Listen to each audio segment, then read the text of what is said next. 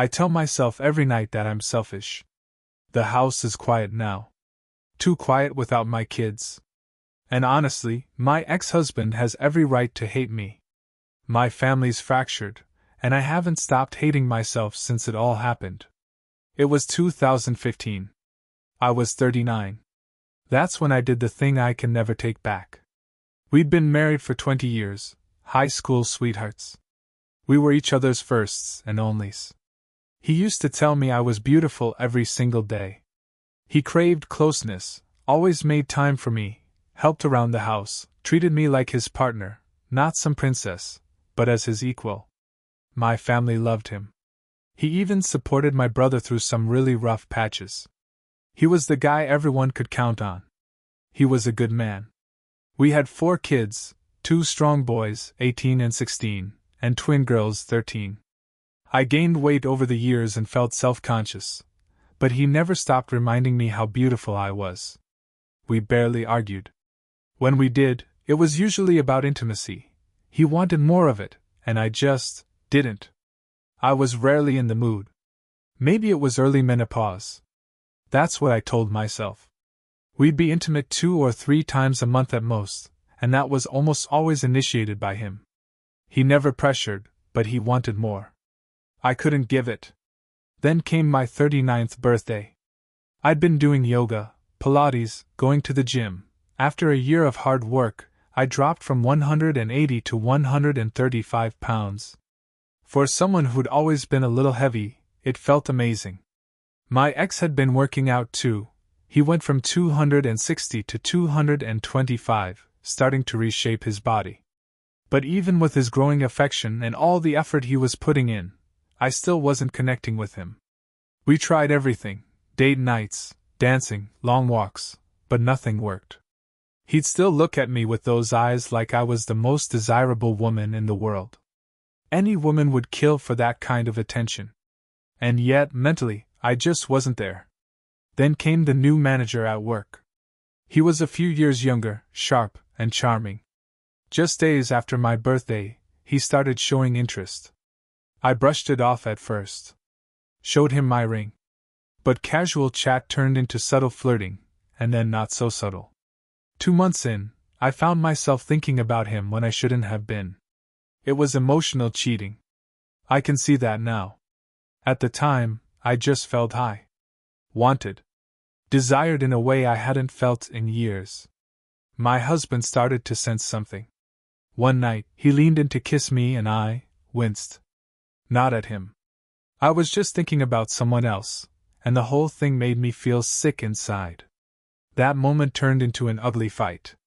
He didn't understand why I was pulling away, and I didn't have the guts to tell him. A week later, I asked the new manager to meet me at a cafe. My intention was to end whatever this was. To tell him it couldn't continue. But before I could say a word, he kissed me. And I kissed him back. That kiss led to a 6-month affair. I became someone I didn't recognize. Eager. Willing. Always in the mood for him. I did things with that man my husband had begged for and been denied. At home, I started pushing my husband away even more, nitpicking, criticizing, belittling. I hate myself for how I treated him. It wasn't until my brother came to visit and mentioned how my husband had opened up to him, how he was falling into depression, thinking I didn't love him anymore, that I snapped out of it. He said my husband had started wondering if divorce was the only way out. That hit me hard. I ended the affair that same week. Quit my job. Promised myself I'd fight to save my marriage. But life had other plans. A few days later, the affair partner showed up at our house with a box of stuff from my old office. We talked. I told him it was over, that I needed to fix my marriage. He didn't argue, just asked for one last time together. And like a fool, I agreed. We went to the guest room. I don't even know how long we were in there before it happened. A loud crash. My husband was suddenly standing in the doorway. My affair partner jumped off the bed, startled. My husband looked shattered, eyes bloodshot, tears falling, mouth trembling. I tried to speak, but I had nothing. My AP moved to leave, Told my husband to back off if he knew what was good for him. Big mistake. My husband charged. I screamed, begged him to stop. In my panic, I jumped on his back to pull him off, but he flung me to the floor. I hit hard. Everything got fuzzy. Sound turned to static. When things started coming back into focus, I saw my husband crouched next to my AP, holding a phone, calling for help. My AP's face was a mess, blood, teeth, the works. There was a bang on the front door. My husband set the phone down gently, knelt, placed his hands behind his head. The cops came in, handcuffed him. Paramedics followed, rushing to my AP's side. And me? I just stood there in that guest room, frozen, watching everything I once had get torn apart in seconds, because of what I did. Not long after everything blew up, I found out my ex-husband had called the authorities on himself. He turned himself in. Things spiraled fast after that. At the hospital, my father didn't say a single word to me. He just stared, with disgust and disappointment all over his face. My brother, on the other hand, didn't hold back. He screamed at me, heartbroken, asking how I could do something like that to Ron. My mom tried to comfort me, but that only made my dad yell at her too.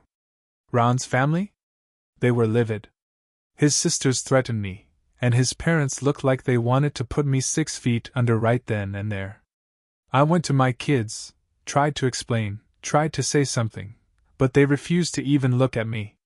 My sons wouldn't speak. My daughters wouldn't either. They just turned away. And Ron, he had destroyed that man's face. The guy I'd betrayed him with needed full reconstructive surgery. His jaw, his eye socket, his cheekbones. Gone. I was told later that some bone fragments were too small to piece back together. It was brutal. While I was still at the hospital, a woman stormed into my room and attacked me out of nowhere. My brother pulled her off me. Turns out, she was the affair partner's wife. I had no idea he was even married. No ring, no mention. Nothing. That made me feel even worse. I had helped destroy another marriage, too. The legal stuff that followed was hell. Ron's parents took the boys in, and the girls wanted nothing to do with me. Ron refused to see me. I tried visiting him at the county jail and was turned away. I begged my brother to pass along the message. He told me to go to hell. He made sure Ron got transferred to the correctional facility he worked at, said he'd keep an eye on him. But he never looked at me the same after that. The first time I saw Ron again was during the trial. 3 months had passed. He looked at me with a hate I never thought he was capable of. I was used to seeing love in those eyes, even during fights. But now, nothing but rage. I had to excuse myself from the courtroom to cry in the restroom. And it just kept getting worse. I had to tell the court every disgusting detail about my affair. How long it lasted. How it started. I watched Ron's face fall as I spoke. He looked shattered. My dad stood up and walked out of the courtroom mid-testimony. When it was Ron's turn, I learned something that destroyed me. He had come home that day to surprise me, with lunch and a full weekend trip for 2 in the Catskills. A romantic getaway. That's what he'd planned. Instead, he walked in on me with another man. He said when my AP told him to step aside, something in him broke. He snapped and hit him. Only stopped when he tossed me off him. Then he called emergency services. They played the 911 call in court, his voice, his sobs, it was gut-wrenching. The pain in every word he spoke. I'll never forget it. The AP was so badly hurt he couldn't even testify. He was heavily medicated. So instead, they showed pictures of his injuries, images that made me want to throw up.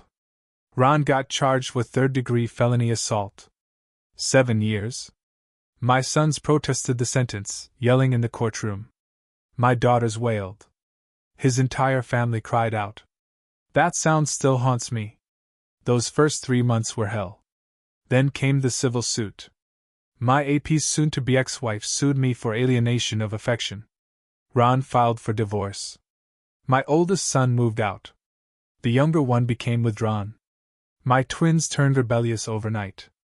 His sisters cornered me at a price chopper and screamed at me in public. His mother, she spat in my face when I tried to apologize. My father and brother wouldn't speak to me. Friends stopped calling. Some took sides. Most didn't know what to say. I lost my job. The accounting firm I worked for caught the backlash and let me go. I was practically blacklisted. I ended up in retail. Then I picked up seasonal work at H&R Block during tax season. I almost lost the house. Every letter I sent to Ron came back unopened. He refused every visit. I cried in the shower almost every day. My parents nearly split because of it. My mom stood by me, too much, some would say. My dad couldn't handle it. My brother? He pretended I didn't exist. I thought about disappearing. Ending everything. Just walking away from this life. The guilt was crushing. Eventually, I started seeing a therapist. She told me what no one else had the guts to say. I had grown too comfortable. I didn't see Ron as a husband anymore. Just a friend with benefits. And I treated him that way. She was right. A full year passed. My kids didn't speak to me. They'd take the dinner I cooked, go straight to their rooms, and shut the door behind them. I had breakdowns, on the floor, begging them to talk to me. They never said a word. Then my brother got married. My kids went. I wasn't invited. I kept trying to visit Ron, hoping he might have finally put me on his visitor list. But every single time, I was turned away. My letters still came back unopened, and that rejection chipped away at me until I was drowning in depression. Then, out of nowhere, my brother showed up. He didn't say hello. Didn't ask how I was doing. He just looked at me, furious, and said, "Ron's in the infirmary. He got stabbed." I froze. He told me Ron had been attacked during a sexual assault attempt by another inmate. Ron fought back, got stabbed in the stomach, and in the process broke the guy's spine. And then my brother screamed, "You did this!" and walked out. I cried for days. Because he was right. I did do this. I set the whole damn thing in motion. I tried to visit Ron at the infirmary. Nothing. 4 more years went by, and every attempt I made to reach him failed. Every letter was returned. Every door closed. At least our kids visited him. That's something. I found out through my mom that my brother arranged for Ron to be put in protective custody after the attack. Over time, the boys followed in Ron's footsteps. My oldest went to the same college, studied the same major. He stopped speaking to me altogether, only kept in touch with his siblings. He never came home for the holidays.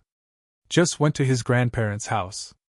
My second son followed the same path, same school, same silence. He never called. My twins were rough, rebellious, and distant, but they visited Ron every week. And they always came back lighter, happier. When they acted out, it was their uncle, my brother, who stepped in. He and I still barely spoke. When he and his wife had their first child, I tried to visit. They asked me to leave. My mom kept me updated on everyone. My dad still refused to acknowledge me. He couldn't even say my name. Then, this past May, something changed. My kids came home. All 4 of them. I didn't know why, and at the time, I didn't care. They were there, and I was desperate to make it count. I cooked, I cleaned, I tried to talk to them. Most of the time, I got silence, but slowly, they started opening up. We had conversations. Actual conversations. My oldest told me he'd been dating someone for over a year. My second son had made the college track team. The twins started smiling again. Joking. Sitting at the table during dinner. It felt like I was finally getting pieces of them back, and it broke me even more, knowing I was the reason we ever fell apart. By the end of August, I was buzzing with excitement. The twins' senior year was about to start, and it happened to fall on their 18th birthday. I asked them about throwing a party. One of them looked at me and asked if we could do it another day. I was confused. "Why?" "Because Dad's throwing us a party," she said. And I don't want you anywhere near him. That crushed me. I asked when he got out.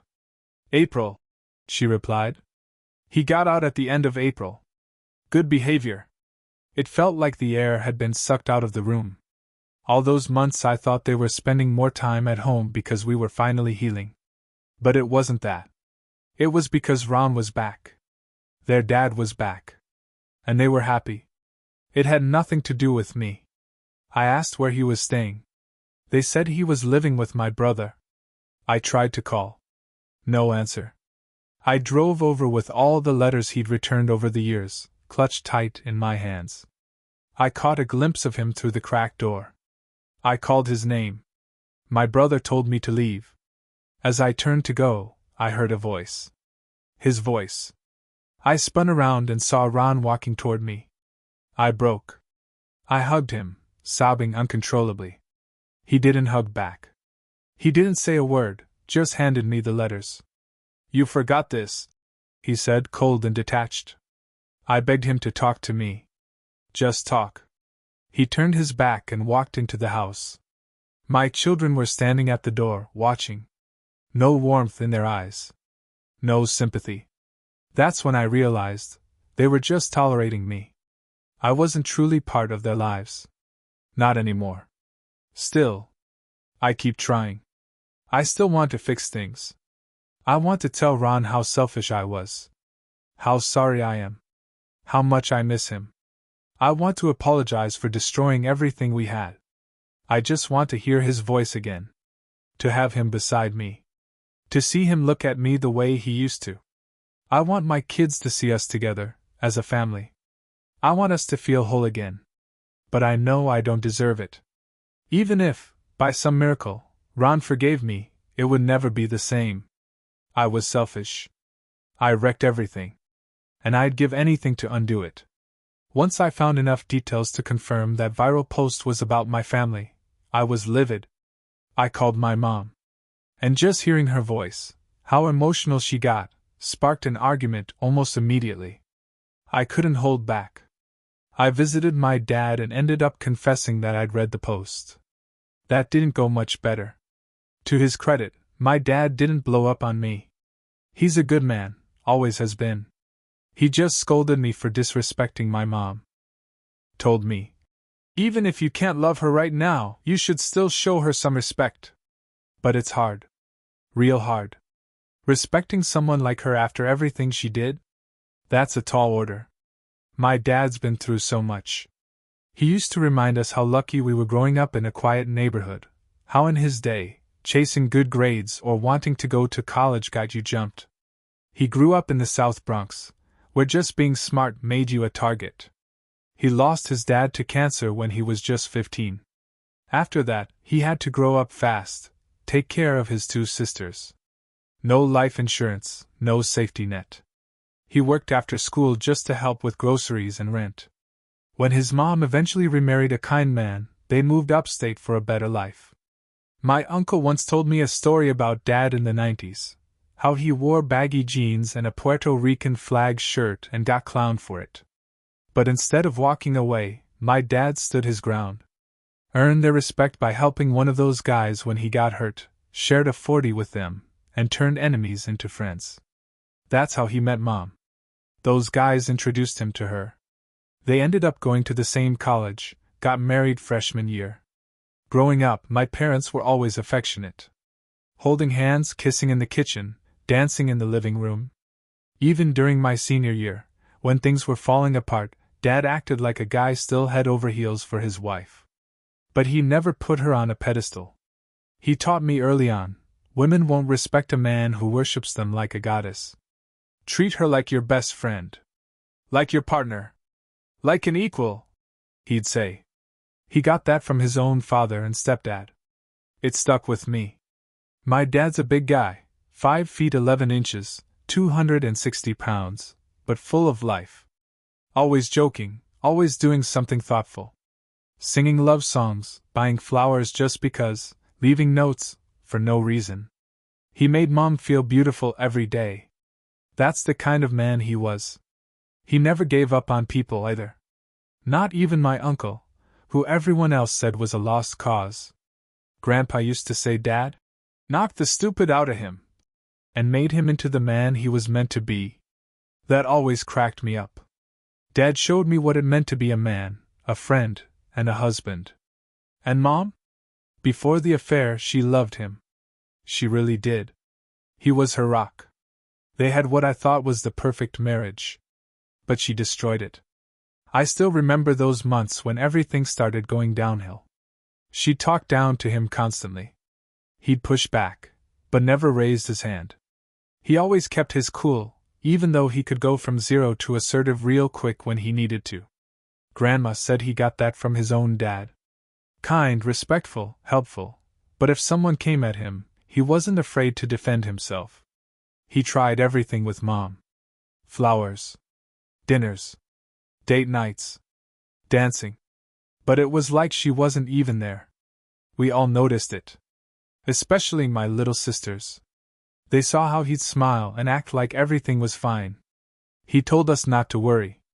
Said she was just stressed from work. When she quit her job, I thought that would fix things. Then Dad got arrested. Mom, do you have any idea what that did to us? The embarrassment? The shame? Kids at school wouldn't stop talking about it. My father, one of the most honorable men I've ever known, was in jail. Because you cheated. I couldn't even look at you. I stayed at Grandma's. When I finally visited Dad, he couldn't meet my eyes. Said he felt like a failure, as a man and a husband. I told him he wasn't. That he was still the best dad in the world. But he just shook his head and said, "A real man would have kept it together. Thought about the consequences. Protected his family." He said he failed because his wife, the woman he loved most, betrayed him. And then you had the nerve to ask us for forgiveness. I've never wanted to hit someone so badly in my life. We were all in pain. You just made it worse. Sitting through that trial, listening to the special services call, was the worst 25 minutes of my life. I heard my father, this strong, proud man, crying and begging for help. He kept saying over and over that the love of his life had cheated. That it broke him. And yeah, it broke all of us too. I know you tried to speak at Dad's hearing. Tried to play character witness like it would somehow fix everything. We all told you not to do it, but you went ahead anyway. Why? To show us you still loved him? To tell the court what a good man he was? Let me be honest, what hurt the most was your cross-examination. When you sat there, under oath, and laid out exactly how long you were with that man, that's the moment I believe we lost Dad. If we'd had a real lawyer, someone who gave a damn instead of some court-appointed standby, he might have walked. But that testimony? It sealed his fate. After that I snapped. I developed serious anger issues. My brother started drinking alone in his room, quiet, secretive. And one of the twins, she became suicidal. Did you notice any of that? No. All you cared about was fixing things with Dad. You left me to carry the weight. I became the stand-in parent for my siblings. I was going to college full-time, working nights, and sending you money to help with bills. Me, your son, paying your bills. Yeah, Mom, I know you were struggling. I know you were depressed. But you weren't alone. Grandma helped you, not because she believed in you, but because of loyalty to family. That's what the twins believe, anyway. And honestly, I can't argue with them. When Dad got stabbed, I almost lost it completely. I had just seen him earlier that day. We were laughing about how he was following some prison workout plan, doing push-ups and crunches in that tiny cell. I was halfway back to school when I got the call. My mind shut down. I nearly drove off the road. None of us were okay after that. I never told anyone this, but I actually drove to that guy's apartment, the one you cheated with. I was ready to confront him. But when I saw him limping with a cane, I remembered what Dad had said. Let karma do the work. So I turned around. And left. Then the years rolled on. Grandma passed away. Then Grandpa just couldn't take the grief. Doctor called it broken heart syndrome. And Dad? He couldn't even attend the funerals. They wouldn't let him out. Do you know what his sisters did? They got married in the visitation room, so he could be there to walk them down the aisle. That's the kind of man he is. Still showing up for people, even behind bars. The pain you caused, it's not something time just erases. And what made it worse? You never stopped begging for forgiveness. You didn't give us the space to process, to grieve, to heal. You just kept asking and asking, like our forgiveness was some magic switch that would make you feel better. That's what it felt like. You weren't doing it for us. You wanted to soothe your own guilt. And that's what made me resent you all over again. Yes, you tried more in the later years. You made an effort. But not when it mattered. Not when we needed it most. When Dad got out, he told us to start talking to you again. Said you were still our mother. That you were trying. So we gave it a shot. We reached out. We spoke to you. And yeah, it made you happy. For a while, things were okay. And I remembered what it felt like not to hate you. Dad struggled at first. Finding work with a record isn't easy. But one of his old clients came through for him. Gave him a shot. And then the twins, well, they dropped the news. About Dad throwing them that birthday party. About him being out since April. He didn't want you to know. Seeing you outside my uncle's house that day? It rattled him. After you left, he threw up. Said the very sight of you made him nauseous. And Mom, he's not alone anymore. She's been seeing him for 3 years. Visiting him. Supporting him. They've gotten even closer since his release. So please, stop imagining that you and Dad will somehow find your way back to each other. He sees you as the mother of his children. That's it. If you want to fix something, start with us. Call me. Talk to your kids. Not for some fantasy reunion, but to be a parent. To be present. That post you made last week about our worst moment being your regret? That wasn't healing. That was selfish.